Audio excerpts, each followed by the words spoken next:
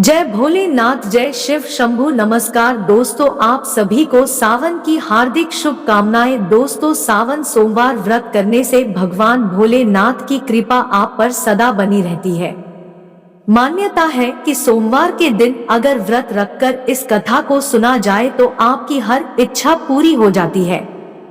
दोस्तों, कथा शुरू करने से पहले चैनल को सब्सक्राइब जरूर करें और वीडियो को लाइक करें। तो चलिए शुरू करते हैं। सावन सोमवार व्रत की पावन कथा। एक समय की बात है, एक साहूकार था जो भगवान शिव का बहुत बड़ा भक्त था। उसके पास धन धान्य या किसी भी चीज की कमी नहीं थी, लेकिन उसकी कोई संतान नहीं थी और वह इसी कामना को लेकर रोज शिवजी के मंदिर जाकर दीपक जलाता था। उसके इस भक्ति भाव को देखकर एक दिन माता पार्वती ने शिवजी से कहा कि प्रभु, यह साहूकार आपका अनन्य भक्त है। इसको किसी बात का कष्ट है तो आपको उसे अवश्य दूर करना चाहिए। शिवजी बोले कि हे पार्वती, इस साहूकार के पास संतान नहीं है और इसीलिए यह दुखी रहता है।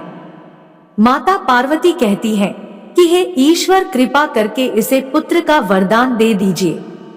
तब भोलेनाथ ने कहा कि हे पार्वती, साहूकार के भाग्य में पुत्र का योग नहीं है। ऐसे में अगर इसे पुत्र प्राप्ति का वरदान मिल भी गया तो वह केवल 12 वर्ष की आयु तक ही जीवित रहेगा। यह सुनने के बाद भी माता पार्वती ने कहा कि हे प्रभु, आपको इस साहूकार को पुत्र का वर देना ही होगा, अन्यथा भक्त क्यों आपकी सेवा पूजा करेंगे। माता के बार बार कहने से भोलेनाथ ने साहूकार को पुत्र का वरदान दिया, लेकिन यह भी कहा कि वह केवल 12 वर्ष तक ही जीवित रहेगा। साहूकार यह सारी बातें सुन रहा था, इसलिए उसे न तो खुशी हुई और न ही दुख हुआ। वह पहले की ही तरह भोलेनाथ की पूजा अर्चना करता रहा। उधर सेठानी गर्भवती हुई और 9वें महीने उसे सुंदर से बालक की प्राप्ति हुई।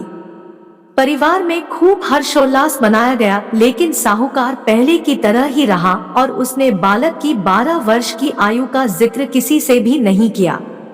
जब बालक की 11 वर्ष की आयु हो गई तो एक दिन साहूकार की सेठानी ने बालक के विवाह के लिए कहा। तो साहूकार ने कहा कि वह अभी बालक को पढ़ने के लिए काशी जी भेजेगा। इसके बाद उसने बालक के मामा जी को बुलाया और कहा कि इसे काशी पढ़ने के लिए ले जाओ और रास्ते में जिस भी स्थान पर रुकना वहां यज्ञ करते और ब्राह्मणों को भोजन कराते हुए आगे बढ़ना। उन्होंने भी इसी तरह किया, पर एक बार रास्ते में एक राजकुमारी का विवाह था। जिससे उसका विवाह होना था वह एक आंख से काना था। तो उसके पिता ने जब अति सुंदर साहूकार के बेटे को देखा तो उनके मन में आया कि क्यों न इसे ही घोड़ी पर बिठाकर शादी के सारे कार्य संपन्न करा लिए जाएं। तो उन्होंने मामा से बात की और कहा कि इसके बदले में वह अथाह धन देंगे, तो वह भी राजी हो गए। इसके बाद साहूकार का बेटा विवाह की बेदी पर बैठा और जब विवाह कार्य संपन्न हो गए तो जाने से पहले उसने राजकुमारी की चुनरी के पल्ले पर लिखा दिया कि तेरा विवाह तो मेरे साथ हुआ, लेकिन जिस राजकुमार के साथ तुझे भेजेंगे वह तो एक आंख का काना है। इसके बाद वह अपने मामा के साथ काशी के लिए चला गया। उधर जब राजकुमारी ने अपनी चुनरी पर यह लिखा हुआ पाया तो उसने राजकुमार के साथ जाने से मना कर दिया। ये सब देखकर राजा ने भी अपनी पुत्री को बारात के साथ विदा नहीं किया। बारात वापस लौट गई। उधर मामा और भांजे काशी पहुंच गए थे। एक दिन मामा ने सेठ के कहे अनुसार यज्ञ रखा और भांजे को आवाज दी, पर जब भांजा बहुत देर तक यज्ञ के लिए बाहर नहीं आया तो मामा ने अंदर जाकर देखा भांजे के प्राण निकल चुके थे। वह बहुत परेशान हुए, लेकिन सोचा कि अभी रोना पीटना मचाया तो ब्राह्मण चले जाएंगे और यज्ञ का कार्य अधूरा रह जाएगा। जब यज्ञ संपन्न हुआ तो मामा ने रोना पीटना शुरू किया।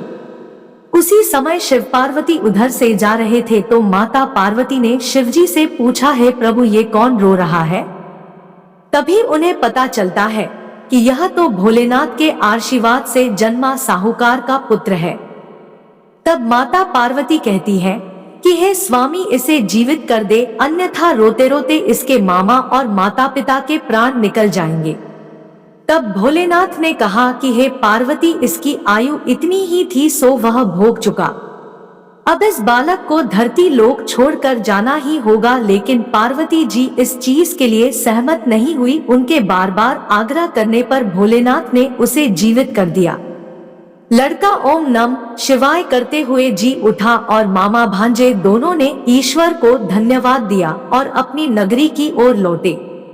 रास्ते में वही नगर पड़ा और राजकुमारी ने उन्हें पहचान लिया। तब राजा ने राजकुमारी को साहूकार के बेटे के साथ बहुत सारे धन धान्य के साथ विदा किया।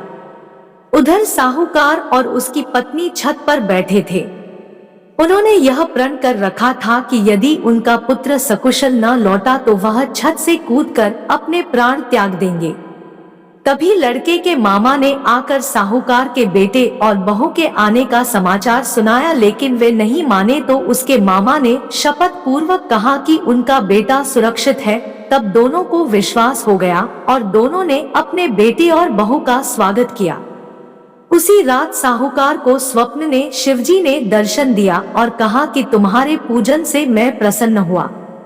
इसी प्रकार जो भी व्यक्ति इस कथा को पढ़ेगा या सुनेगा उसके समस्त दुख दूर हो जाएंगे और मनोवांछित सभी कामनाओं की पूर्ति होगी।